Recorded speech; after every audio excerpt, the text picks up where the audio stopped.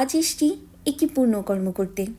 আমাদের বৌদ্ধ ধর্মে নিরোগ জীবন, দীর্ঘায়ু লাভ, পাপ ক্ষয় ও পারিবারিক সুখ শান্তি কামনায় মৃত্যুর হাত থেকে অসহায় প্রাণীকে রক্ষা বা প্রাণী অবমুক্তকরণ একটি পুণ্যকর্ম হিসেবে ধরা হয়। আর আজ আমরা এই পুণ্যকর্মটি সম্পাদন করছি আমার সন্তানের উদ্দেশ্যে।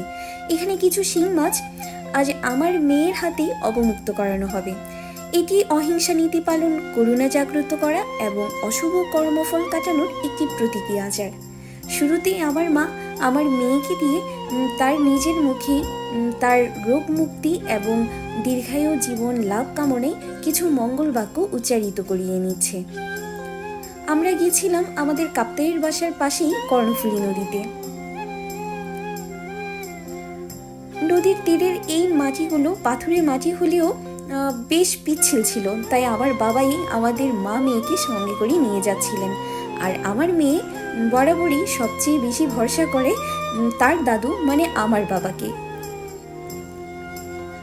অসহায় প্রাণীকে অবারিত জীবন বা অভয়দান দিলে কর্মফল অনুযায়ী নিজের আয়ু বৃদ্ধি পায় এবং রোগ মুক্তি ঘটে বলে আমরা বৌদ্ধরা বিশ্বাস করে থাকি।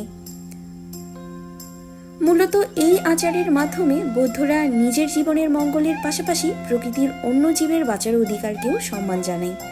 তাই সর্বদা একই কামনা করি, সুস্থ থাকুক, ভালো থাকুক পৃথিবীর সকল সন্তানেরা।